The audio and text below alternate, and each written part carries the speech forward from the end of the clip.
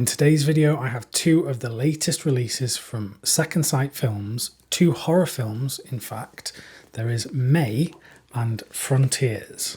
Both of these have received the hard case limited edition treatment, but I'm going to talk about each one of them separately because there are some negative things to talk about in relation to these releases, which you might want to know about before you spend your money on them. First, let's talk about May. This is an American film from 2002. This is directed by Lucky McGee, starring Angela Bettis. It's a story about this vet assistant who is a bit of a loner, a bit of an outcast in society.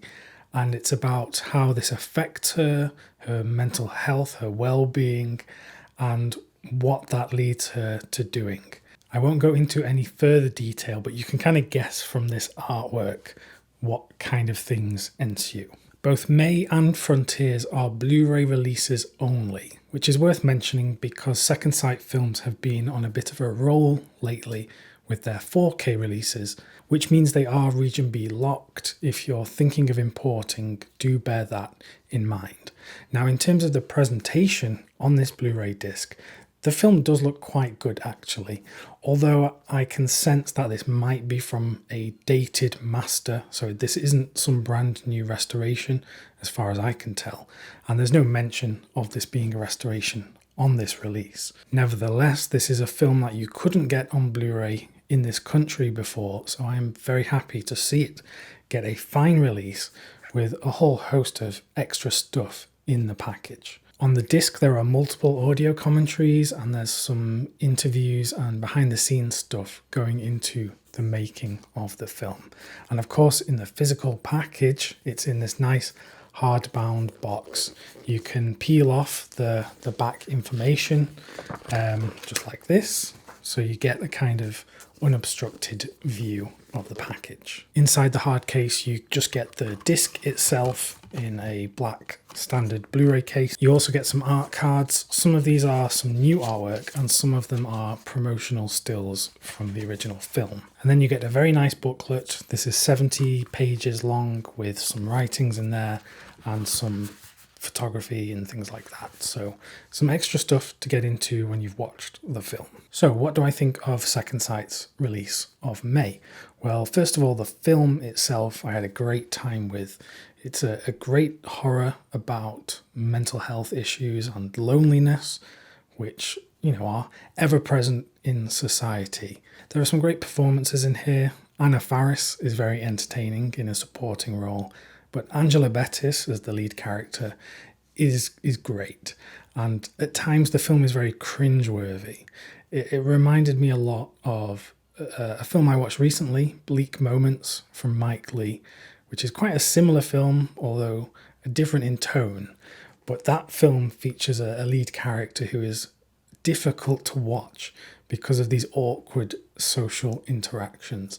This film has a lot of that. The picture and audio is good. Like I said, I think it's a dated master, so it's not going to blow you away at all. But it's nice to have this on Blu-ray in this country.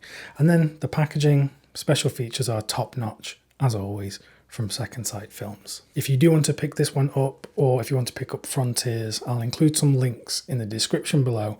If you use those, it helps support the channel at no additional cost to you. So thank you for that. Let's now move on to Frontiers.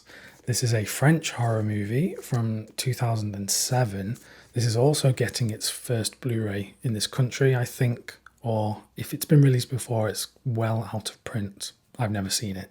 The story is set in France during a presidential election where there's a lot of turmoil going on in the streets. People are rioting, protesting, and these thieves are operating in the city, but they decide to escape while there's all this trouble going on.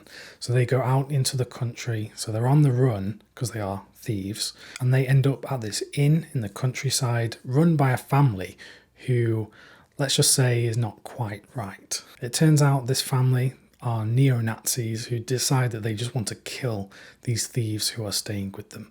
And a lot of blood, a lot of gore ensues. For fans of that kind of stuff, I think you'll have a great time with this one. I think perhaps some elements of the film are a bit lacking, but those sequences where there's a lot of killing, I think that's what people come to for this film. That said, there is a lot of political undertone, subtext to this. It's something that is actually eerily relevant today. There's recently been riots in Paris, and you could feel like this is the kind of story that could be set today rather than 15 years ago. There are unavoidable similarities to films like the Texas Chainsaw Massacre when you watch this. It really is unavoidable. But that said, this film still has a few things going on for itself.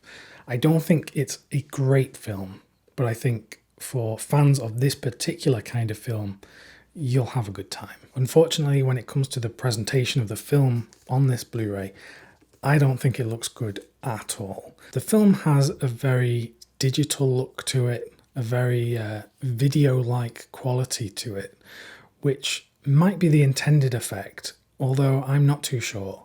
I didn't see this film before this Blu-ray, so I don't have anything to compare it to. But I did look up and see that this film was shot on film, on 35mm, and this film does not look like it was shot on film, which leads me to believe that this is sourced from some kind of old DVD master with some horrible baked-in digital effects on it. Now, I could be wrong. This could be how the film is intended to look today. I just don't think it would, especially being shot on film. There could be so much more detail in the image. It could look a lot better than this. Maybe it is a stylistic choice, but personally, I do not think it looks good. Where this disc does shine is in the special features. There's an audio commentary, deleted scenes. Second Sight have packed loads on here, as they always do. And inside the hard case, very similar to May, you get the film in this black case, a disc only. You get these art cards, which have the new artwork, and then some promotional images on there. And then you also get another booklet, a substantial one, again, from Second Sight Films, with some writings and images. So if I'm comparing Frontiers to May, this is the worst one of the two. I just think the film doesn't look good.